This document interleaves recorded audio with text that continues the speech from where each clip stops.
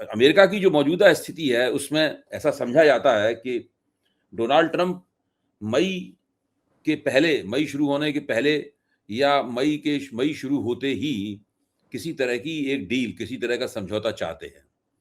उसका कारण ये है कि उन्हें वहाँ पर वॉर के लिए वहाँ पर संसद से इजाज़त लेनी पड़ेगी और खुद उनकी पार्टी में ही उनके खिलाफ राय बन रही है तेज़ी के साथ में। डेमोक्रेट्स तो क्यों उनका साथ देंगे, लेकिन रिपब्लिकन पार्टी में भी अब कोई डोनाल्ड ट्रंप के साथ उस तरीके से लोग नहीं हैं। तो डोनाल्ड ट्रंप को लग रहा है कि भई कुछ ना कुछ डील होनी चाहिए। तो इस युद्ध के होने की डोनाल्ड ट्रंप की जो अपनी बेचैनियाँ हैं और उनकी जो मजबूरियाँ हैं, जो खुद उनके हाथ की ही बनाई हुई हैं, किसी ने उन पे थोपी नहीं है, उन्हीं के कामों से वो निकली हैं, वो शायद इसकी एक संभावना बनती है कि वो युद्ध को फिर रोक ले। देखिए, वो बनती है, संभावना बनती है, लेकिन आपने जो पहले एक बात बोली थी कि किसी ने कल बोला था और मैंने भी यही बोला है कि लड़ाई तो एक होगी और हो सकता है 24 घंटे या 48 घंटे में संभावना है, पर हो नहीं पक्का है, उसमें कोई डाउट नहीं है, क्योंकि अब हालात और गंभीर होते जा रहे हैं। और देखिए, वॉर जो होता है ना, एक किताब भी है वॉर एंड पीस, तो पहला आता है वॉर और फिर आता है पीस, तो ऑटोमेटिकली वॉर ही पीस को लेके आएगा, कोई डाउट ही नहीं है। और पीस कब आएगी? जब कोई भी साइड, कोई भी, वो जब बिल्कुल गिड़गिड़ाने लगेगी और उसी की अभी कोशिश रहेगी। तीनों साइड ये कोशिश करेंगी, दो साइड एक को दबाएगी, एक साइड दोनों को दबाएगी कि कोई साइड पहले अपनी हार माने, मतलब वो अब उसकी मतलब क्षमता खत्म हो जाए लड़ाई के लिए। अब वो है उसी स्थिति में ये आएगी पीस। अब और वो पीस मतलब उसके बाद टॉक्स होंगे। अब प्रेसिडेंट ट्रंप के सामने क्या-क्या ऑप्शंस हैं? देखिए, आज ही उन्होंने एक स्टेटमेंट दिया है कि हमें अभी ये भी नहीं पता है कि ईरान की लीडरशिप कौन है। चलिए, वो तो डाइवर्जन है, लेकिन एक ये बोला है कि अभी हमने सीज़फायर एक्सटेंड कर दी है और हमें टाइम की चिंता नहीं है। तो ये जो टाइम की चिंता नहीं है, ये एक थोड़ा स्ट्रैटेजिक सरप्राइज़ वाला स्टेटमेंट है, क्योंकि कई बार क्या होता है कि देखिए, लड़ाई करने से पहले आप अपने अपोजिंग फोर्स को या जो भी आपका दुश्मन है, उसको एक स्टेज में ये लेके आते हैं साइकोलॉजिकल वॉरफेयर में, कि आप उसको एक दिखाते हैं कि नहीं, अब हम लोग शायद थोड़ा घबरा रहे हैं, टाइम हमारे फेवर में नहीं है, ये सारी चीज़ें, और फिर सरप्राइज़ अटैक हो सकता है। तो प्रेसिडेंट ट्रंप को मेरे को लगता है, देखिए, कई एक आ रही हैं, एप्स्टीन फाइल का आ रहा है, मिड टर्म इलेक्शंस का आ रहा है, उनकी पार्टी के अंदर डिवाइड हो रहा है।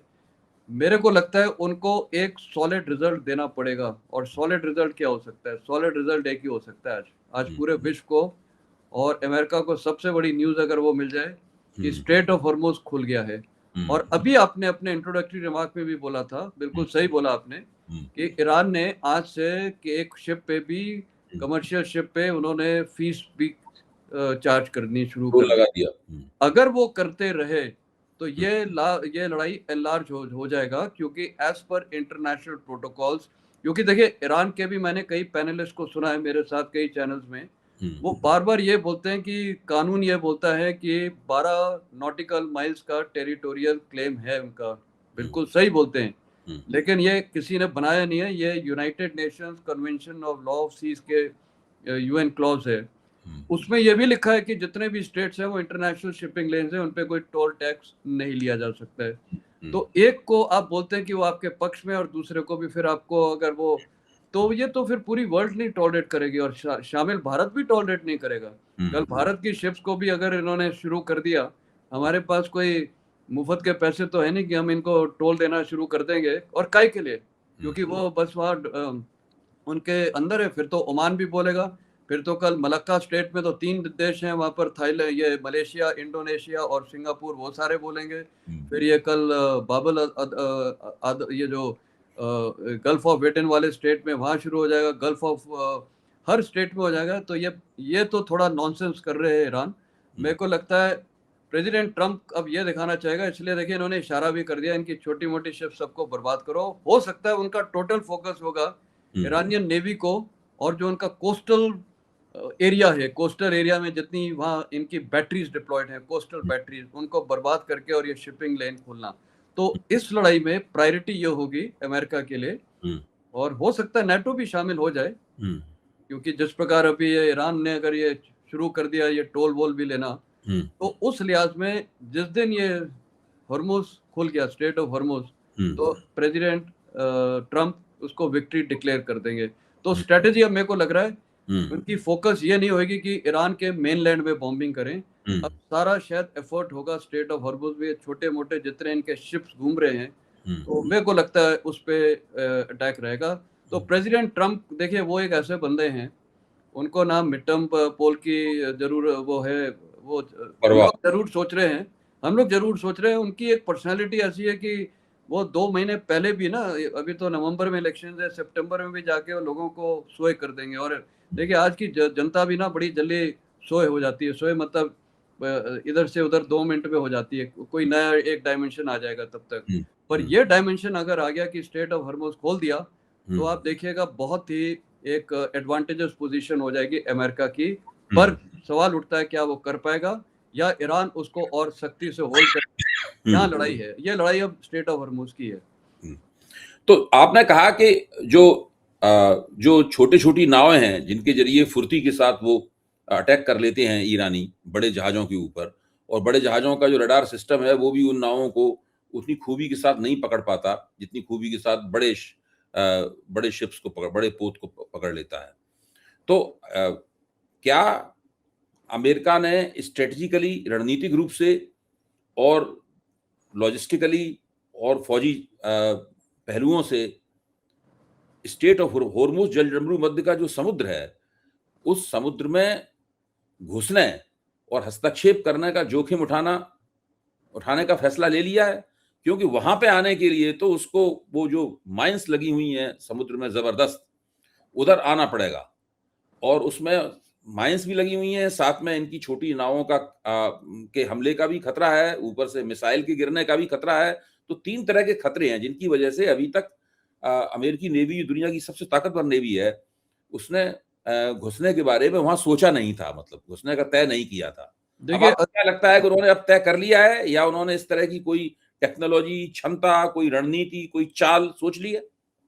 देखिए अगर मैं वहाँ पर ऑन ग्राउंड होता और अमेरिकन ट्रूप्स की तरफ से मैं अगर वहाँ कमांडर होता, तो मैं ये लड़ाई इस प्रकार करता। नंबर 1, आज सबसे पहले उनकी ताकत क्या है? वहाँ जो अपोजिंग फोर्सेस ईरान की है, उसकी ताकत, अब मैं स्ट्रेट ऑफ हॉर्मुज़ की बात कर रहा हूँ। देखिए एक फ्लैंक स्ट्रेट ऑफ हॉर्मुज़ का बिल्कुल ही सिक्योर है। कहने का मतलब जो गल्फ वाला फ्लैंक है वो बिल्कुल सिक्योर है।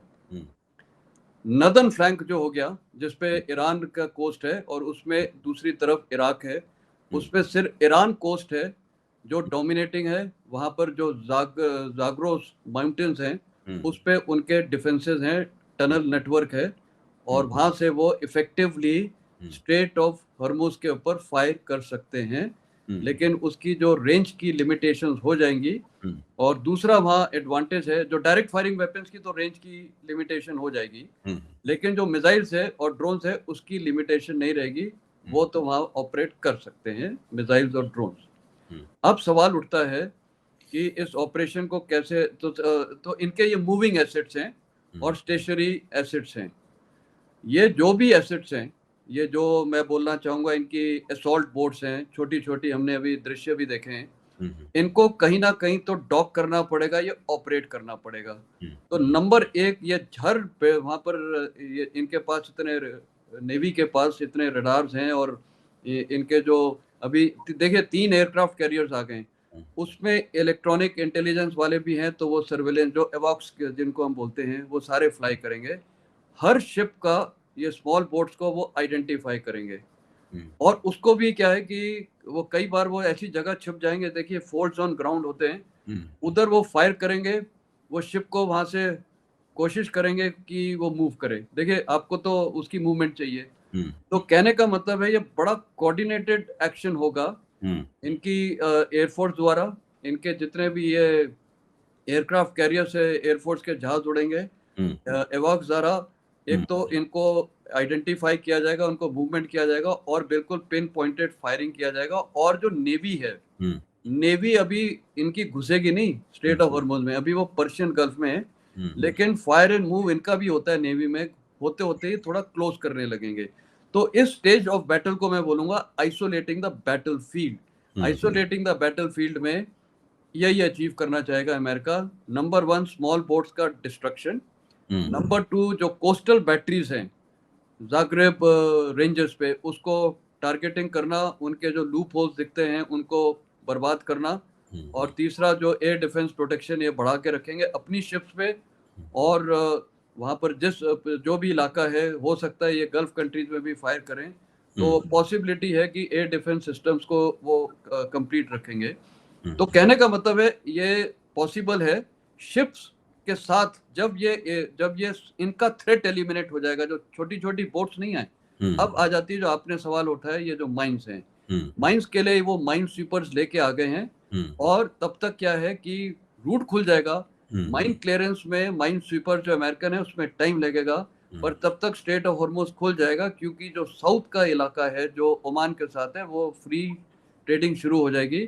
और हो सकता है जब ये पूरी वहाँ क्लियरेंस हो जाएगी तो बाकी कंट्रीज की भी माइन स्वीपर जाएंगी, क्योंकि उनका भी फिर काम है, अब लड़ाई में शामिल नहीं है, क्योंकि वो वहां से एक थ्रेट को एलिमिनेट करेंगे। अब कितने कामयाब होंगे कितने नहीं होंगे वो वक्त बताएगा, लेकिन ऑपरेशन प्लानिंग जो मैंने बोला इस प्रकार अमेरिका करना चाहेगा। इस टाइम पूरी शिप्स का इस्तेमाल होगा, पूरे एयर एसेट्स का होगा, और पूरे मिसाइल्स का एसेट्स होगा, और इंटरडिक्शन भी होगी साथ में। लैंड का मतलब ये नहीं कि बिल्कुल ईरान में नहीं होगी, इनके रीएनफोर्समेंट्स आएंगे उस तरफ से मेन लैंड से, तो डेप्थ में भी इंटरडिक्शन किया जाएगा, मतलब एक आइसोलेट कर दिया जाएगा कि ईरान के कोई भी रीएनफोर्समेंट्स ना तो डेप्थ से ज़ाग्रेब माउंटेन्स की तरफ आए। तो ये एक बड़ा आइसोलेटेड बैटल होगा बैटल। और मैंने आपको बोला सदर्न फ्लैंक तो बिल्कुल सिक्योर है उस लिहाज से कि वहाँ पर ईरान की अगर वो शिप आएगी भी तो उसको तो फटाफट, ये चाहे ओमान की नेवी है चाहे यूए की नेवी है और ये अमेरिकन नेवी है, वो इसको डिस्ट्रॉय कर देंगे। तो यहाँ मेरे को लगता है अमेरिका का पलड़ा थोड़ी भारी हो सकता है, लेकिन लड़ाई में ना एक बड़ी चीज होती है टैक्टिक्स, ग्राउंड की टैक्टिक्स। अब वो ग्राउंड की टैक्टिक्स में ये जो ईरान की जो आईआरजीसी की नेवी है वो कैसे वहां पर अपना बचाव करके और अटैक भी कर सकती है, वो फिर उनकी स्किल है और टैक्टिकल मिशंस हैं जो कर सकते हैं। हाँ, तो ये आपने तो एक बहुत ही बेहतरीन विश्लेषण किया जो आप जैसा फौजी विशेषज्ञ कर सकता था। हर बात जो आपने कही है मेरे लिए कम से कम मेरे लिए नई है, बिल्कुल एकदम। और मैंने अभी किसी दूसरी जगह इस तरह की बात को सुना भी नहीं है, मतलब जो बिल्कुल नई बात है जो आपने पेश की है। लेकिन जो आपने आखिरी बात कही वहीं से मेरा आखिरी सवाल निकलता है इस चर्चा का, क्योंकि हम लोग चर्चा के आखिरी दौर में पहुंच चुके हैं। सवाल ये निकलता है कि जिस चीज को हम लोग समझ रहे हैं, तो ईरान के जनरल्स, ईरान के जो फौजी रणनीतिकार हैं वो भी समझ रहे होंगे इस बात को। वो भी समझ रहे होंगे कि अमेरिका इस तरह की पेशबंदी कर रहा है, इस तरह की हैजिंग कर रहा है अपने लिए। और ईरान ने कहा भी है कि ये लोग केवल कुछ समय हासिल करना चाहते हैं, एक स्पेस चाहते हैं, वक्त हासिल करना चाहते हैं ताकि फिर से हमले की तैयारी कर सकें।